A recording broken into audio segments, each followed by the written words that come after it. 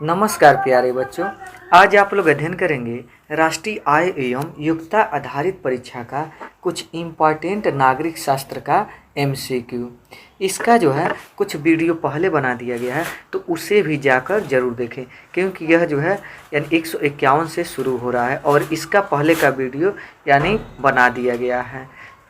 तो इसमें जो है 151 का जो प्रश्न है कि भारत में विदेशों से इलाज कराने हेतु आने वाले लोगों को कहा जाता था, यानी क्या कहा जाता था? तो उन लोगों को चिकित्सा पर्यटक कहा जाता था।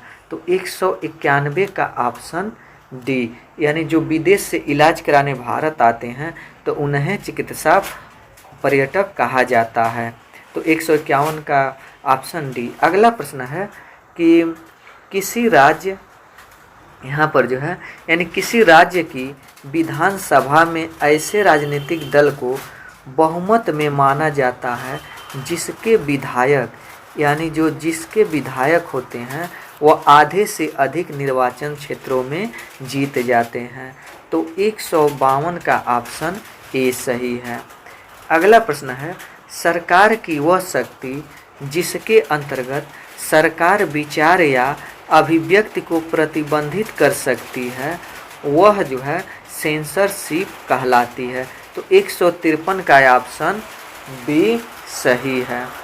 अगला प्रश्न है कि उत्तर प्रदेश में 80 लोकसभा के निर्वाचन क्षेत्र हैं, पर मेघालय में केवल 2 निर्वाचन क्षेत्र हैं। इसका कारण क्या है? तो इसका कारण यह है कि उत्तर प्रदेश की जनसंख्या अधिक है किंतु मेघालय की जनसंख्या कम है। तो 152 का ऑप्शन बी सही है। अगला प्रश्न है सरकारी जानकारी, यानी सरकारी जानकारी को अनिवार्य रूप से प्रदान करने का कानून पहली बार किस राज्य में लागू किया गया? तो पहली बार जो है वह तमिलनाडु में लागू किया गया। तो 156 का ऑप्शन सी सही है। अगला प्रश्न निम्न में से किस राज्य में द्विसदनीय विधायिका नहीं है?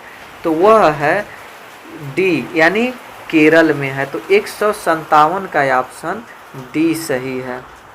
अगला प्रश्न है राष्ट्रीय आपातकालीन परिस्थिति में राज्य के विधानसभा की अवधि विस्तारित की जा सकती है। तो वह जो है यानी 6 महीने विस्तारित की जा सकती है। तो 158 का ऑप्शन बी सही है। अगला प्रश्न लड़कियों के पहले विद्यालय की प्रथम प्रधानाध्यापिका समूचे देश में थी, तो कौन थे? तो इसका ऑप्शन ए, यानी सावित्री बाई फुले। फिर अगले प्रश्न की ओर चलते हैं। तो अगला प्रश्न है धर्मनिरपेक्ष राज्य का अर्थ है। तो धर्मनिरपेक्ष राज्य का अर्थ होता है राज्य का कोई अपना धर्म नहीं। तो 160 का ऑप्शन बी सही है। अगला प्रश्न संसद द्वारा बनाए गए कानूनों को लागू करने का कार्य कौन करता है? तो लागू करने का कार्य कार्यपालिका करती है। तो 161 का ऑप्शन ए सही है। अगला प्रश्न है विधायक प्रतिनिधित्व करता है। तो विधायक जो है वह जनता का प्रतिनिधित्व करता है। तो 162 का ऑप्शन ए सही है। अगला प्रश्न है किस कानून के तहत ब्रिटिश सरकार बिना मुकदमा चलाए लोगों को कारावास में डाल सकती थी? तो यह है कानून रॉलेट एक्ट, जो 1919 में पारित हुआ। तो 163 का ऑप्शन सी सही है। अगला प्रश्न है शोषण के विरुद्ध अधिकार, यानी शोषण के विरुद्ध अधिकार कितने वर्ष तक के बच्चों को सुरक्षा प्रदान करता है? तो वह है 14 वर्ष, यानी 164 का ऑप्शन बी है। अगला प्रश्न निम्न में से कौन सा कार्य न्यायपालिका का नहीं है? तो वह है कानूनों को बनाना। तो 165 का ऑप्शन बी सही है। अगला प्रश्न है भारतीय संविधान का स्वरूप है। तो भारतीय संविधान का जो स्वरूप है वह संघात्मक एवं एकात्मक दोनों है। तो 168 का ऑप्शन डी सही है। अगला प्रश्न है कि जब सत्ताधारी दल किसी एक पार्टी का न होकर कई पार्टियां से मिलकर बनता है तो उसे कहते हैं, तो उसे गठबंधन सरकार कहा जाता है। तो 169 का ऑप्शन डी सही है। अगला प्रश्न है, द इंडियन कॉन्स्टिट्यूशन पुस्तक के लेखक हैं। तो इस पुस्तक के लेखक डॉक्टर BR अम्बेडकर हैं। तो 170 का ऑप्शन ए सही है। अगला प्रश्न है, कौन सा मौलिक अधिकार मानव व्यापार को प्रतिबंधित करता है? तो वह मौलिक अधिकार है शोषण के विरुद्ध अधिकार। तो 171 का ऑप्शन सी सही है। अगला प्रश्न है, वो कौन सी शक्तियां हैं जो राष्ट्रपति को प्राप्त है परंतु राज्यपालों को नहीं? तो वह शक्ति है सेना संबंधी शक्तियां। तो इसमें 172 का ऑप्शन डी सही है। अगला प्रश्न, देश के लिए कानून बनाने का कार्य सरकार के किस अंग का है? तो देश के लिए कानून बनाने का कार्य संसद का है। तो 173 का ऑप्शन बी सही है। अगला प्रश्न है कि संविधान के किस अनुच्छेद में शिक्षा के अधिकार का वर्णन किया गया है? तो अनुच्छेद 21। तो 174 का ऑप्शन वह बी सही है। अगला प्रश्न, मौलिक अधिकारों का उल्लेख संविधान के किस भाग में है? तो मौलिक अधिकारों का उल्लेख संविधान के किस भाग में है? 1, 3, 5 या 6? तो इसमें जो है उल्लेख वह भाग 3 में है। तो 175 का ऑप्शन सी सही है। अगला प्रश्न है, भारत का राष्ट्रीय चिन्ह कहाँ के शीर्ष स्तंभ से लिया गया है? तो भारत का राष्ट्रीय चिन्ह सारनाथ के शीर्ष स्तंभ से लिया गया है। तो 176 का ऑप्शन ए सही है। अगला प्रश्न, राज्यसभा में कितने सदस्यों को राष्ट्रपति मनोनीत करते हैं? तो वह 12 सदस्यों को। तो 177 का ऑप्शन डी सही है। अगला प्रश्न है, निम्नलिखित में से कौन संघीय राज्य की विशेषता है? तो संघीय राज्य की जो विशेषता है वह शक्तियों का केंद्रीयकरण। तो 178 का ऑप्शन डी सही है। अगला प्रश्न है कि सूचना का अधिकार अधिनियम कब लागू किया गया? तो सूचना का अधिकार अधिनियम 2005 में लागू किया गया। तो 179 का ऑप्शन है डी। अगला प्रश्न, निम्नलिखित में से कौन अपने पद की शपथ नहीं लेता है? तो इसमें जो है यानी स्पीकर। तो 180 का ऑप्शन सी है। अगला प्रश्न, अशोक चक्र किस रंग का है? तो अशोक चक्र नीला रंग का होता है। तो 181 का ऑप्शन है डी। अगला प्रश्न है, भारतीय संविधान के लक्ष्य और उद्देश्यों का वर्णन है। तो भारतीय संविधान के लक्ष्य और उद्देश्यों का वर्णन प्रस्तावना में है। तो इसमें 182 का ऑप्शन ए सही है।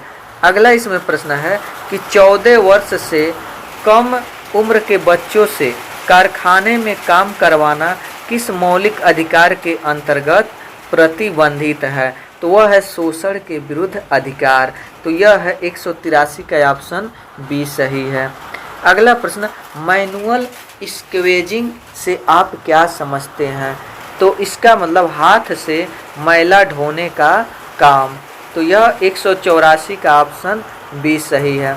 अगला प्रश्न, भारतीय संविधान में नागरिकों को कुल कितने मौलिक अधिकार प्रदान किए गए हैं? तो वह जो है 6 अधिकार प्रदान किए गए हैं। तो 185 का ऑप्शन डी सही है। अगला प्रश्न है, बाल श्रम के खिलाफ अधिनियम किस वर्ष लागू किया गया?